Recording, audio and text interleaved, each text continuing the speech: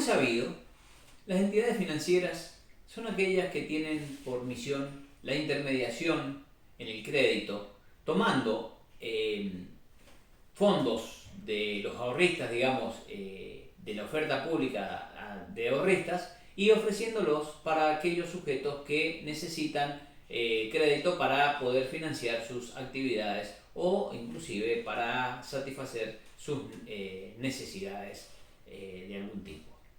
Entonces, estas entidades financieras, por su rol dentro de la sociedad, tienen una regulación específica, por cuanto, como hemos dicho, o como puede avisorarse, dependen, digamos, para su funcionamiento de la confianza pública, la confianza de aquel que le da su dinero para que después se lo preste a un tercero para que ese tercero pueda poner en funcionamiento la actividad económica, industrial de cualquier tipo, ¿cierto?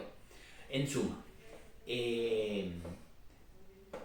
las entidades financieras tienen una regulación específica que está contenida en la ley 21.526, que data de los años 70, pero que ha sufrido algunas modificaciones con posterioridad. ¿Qué pasa cuando una entidad financiera que tiene objeto dentro, que debe ser una sociedad anónima, cuyo objeto único es la intermediación en el crédito y está sometido a la actividad reglada establecida por la ley y que la autoridad máxima es el Banco Central de la República Argentina, decide, digamos, a través de sus órganos estatutarios, dejar de funcionar como tal? Bueno, en ese caso podría solicitar la autoliquidación para poder proceder a vender los bienes y pagar las deudas previa disposición del Banco Central del cese de su actividad reglada, o sea, de sacarla del sistema financiero para que se dedique a otra cosa, por ejemplo. También puede ser que esa entidad financiera, por determinadas circunstancias, entre en etapa de liquidación, o finalmente también puede llegar a darse el supuesto que se declare la quiebra de la entidad financiera. La entidad financiera no podría pedir su concurso preventivo, pero sí podría caer en quiebra, como vamos a ver enseguida. Bueno, pero situémonos en el escenario de una entidad financiera que está funcionando y que de golpe comienza a tener dificultades en su funcionamiento, digamos. ¿Por qué? Y porque de alguna manera sus ahorristas comienzan a perderle confianza, y hemos dicho que la confianza es el capital principal de una entidad financiera, o por alguna razón no logra cubrir los encajes mínimos o aquellos requerimientos que el Banco Central le exige para funcionar como tal. En ese caso, de acuerdo a la ley 24.144, que modificó la 21.526, el Banco Central va a poder tomar alguna serie de medidas respecto de esta entidad financiera para evitar, digamos, que la misma finalmente naufrague. Va a poder imponerle una serie de exigencias, inclusive hasta podría designar un veedor para auscultar desde adentro cómo está funcionando la entidad financiera.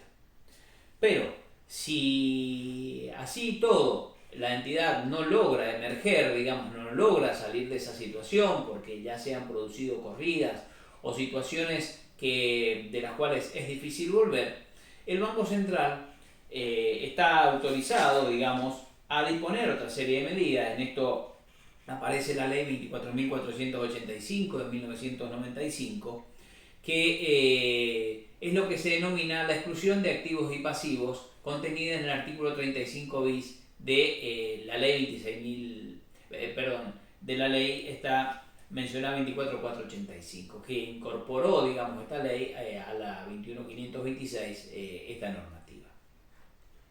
Por otra parte, tenemos que el Banco Central, en esa situación, digamos, cuando advierte que la entidad financiera entonces ya no tiene posibilidades de salir por su propia cuenta, lo primero que va a hacer es solicitar al juez de comercio del lugar.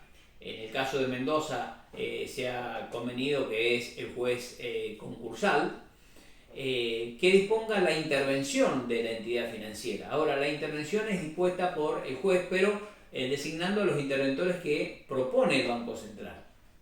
Estos interventores tienen por finalidad la consecución, digamos, la aplicación de la normativa del 35 bis. ¿Y a qué se refiere el 35 bis? Bueno, el artículo 35 bis establece una exclusión de activos y pasivos.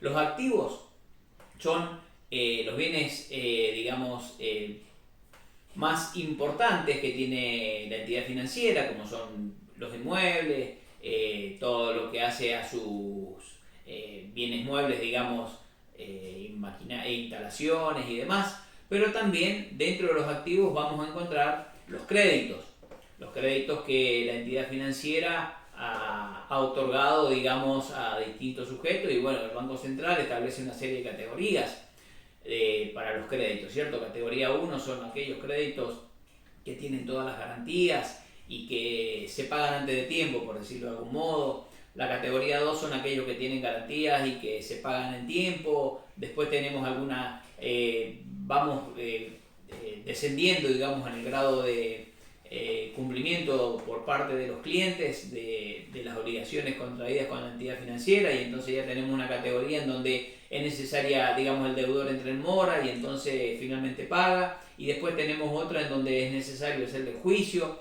y cobraremos una parte y finalmente estarán los incobrables. Bueno, el Banco Central va a tomar los bienes materiales, ¿cierto?, que tiene el crédito, que tiene el banco, más la suma necesaria de créditos hasta conformar, digamos, el equivalente a los pasivos privilegiados. ¿Cuáles serían los pasivos privilegiados?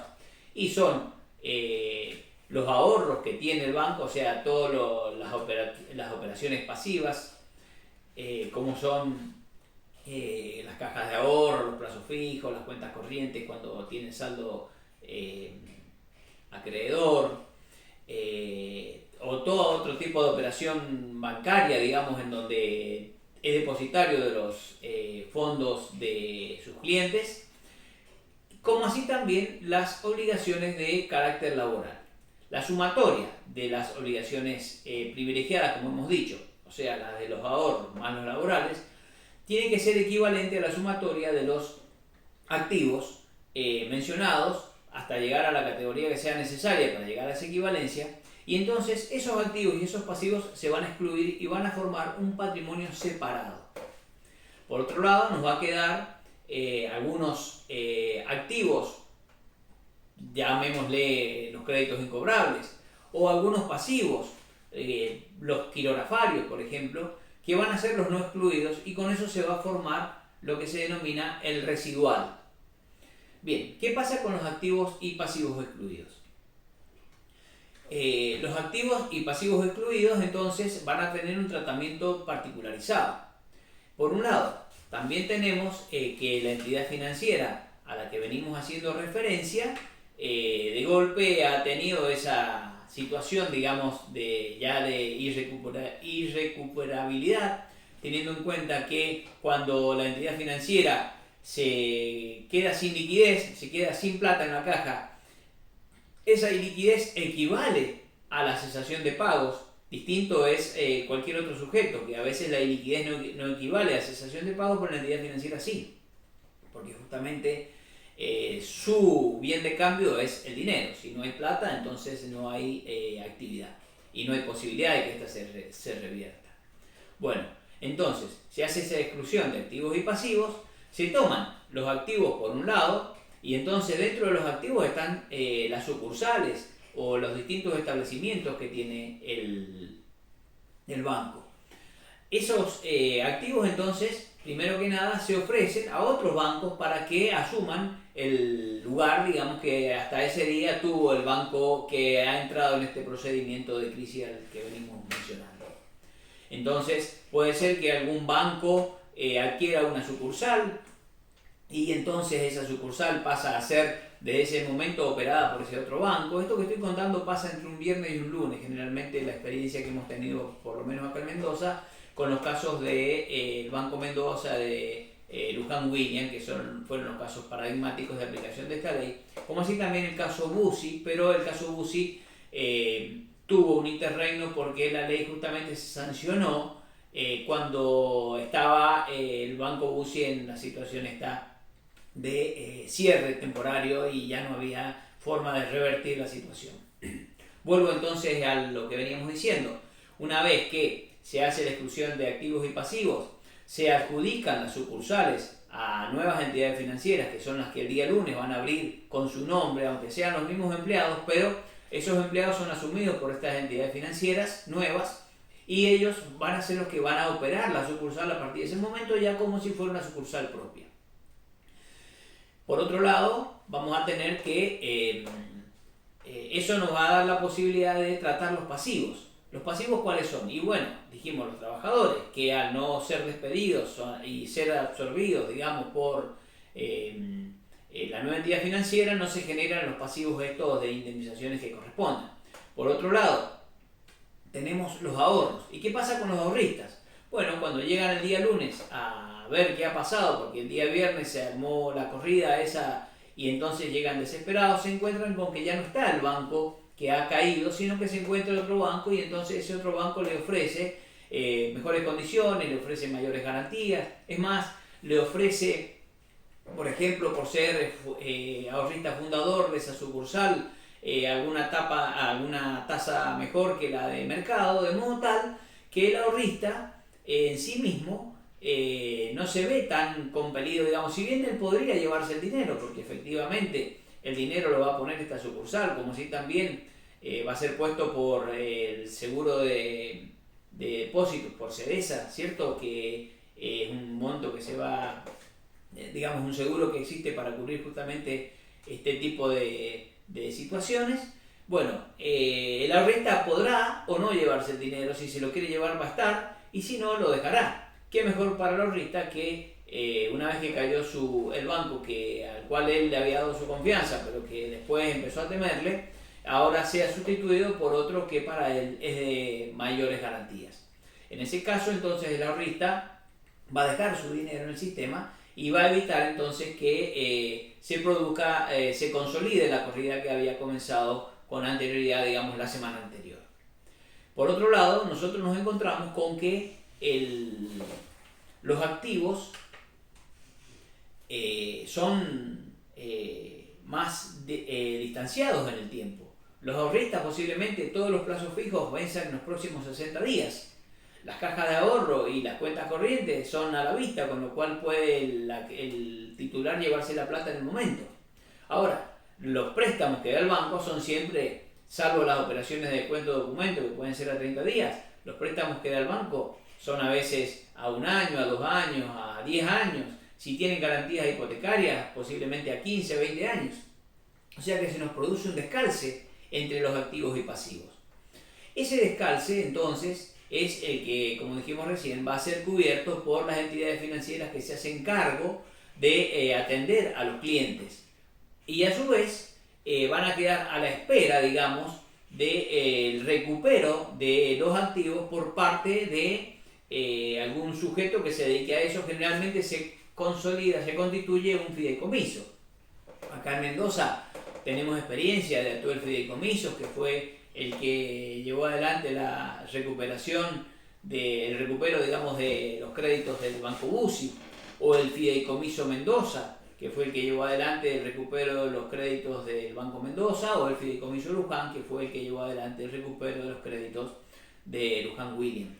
En esos casos, entonces, ese fideicomiso lo que se dedica es a recaudar dinero, digamos, a recuperar la plata que había sido prestada a los ahorristas.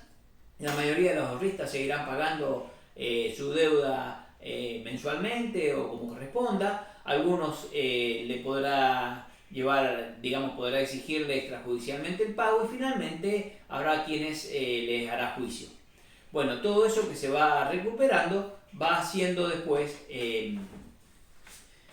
aportado al fondo, con el cual se va a pagar, digamos, aquellos que pusieron de inicio las sumas necesarias para hacer frente a la corrida que se había producido.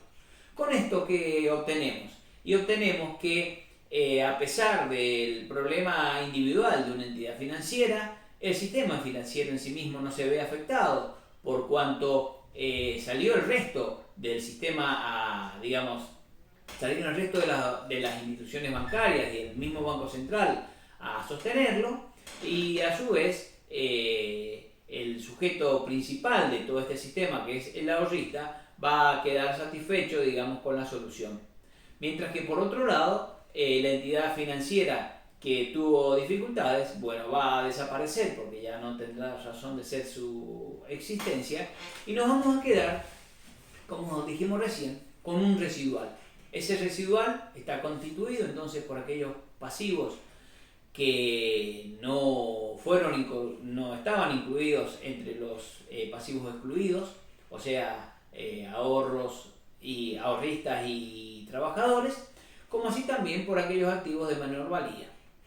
A partir de esa situación, entonces nosotros nos encontramos con que ese residual va a entrar en una situación, digamos, de espera a ver qué sucede con su destino.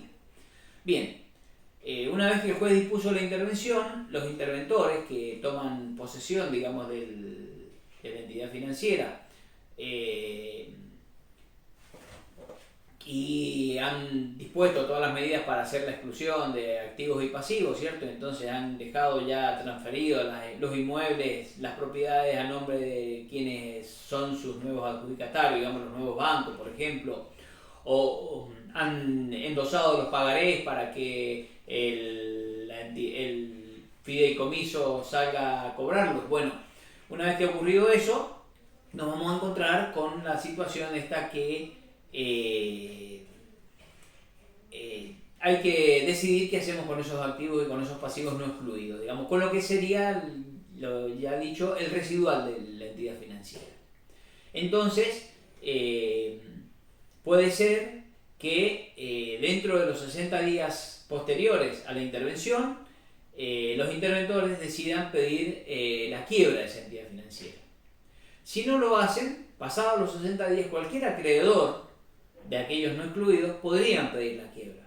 Pero si algún acreedor pide la quiebra, los interventores tienen la obligación de pedir ellos la quiebra y el juez tiene que despachar del pedido de quiebra, priorizar el pedido de quiebra de los interventores. ¿Por qué? Y porque al declarar la quiebra pedida por los interventores se ahorra una serie de generación de pasivos, digamos, que son los honorarios de aquellos sujetos que pidieron la quiebra, y entonces hacemos menos abultado el pasivo de esta entidad financiera que está en liquidación.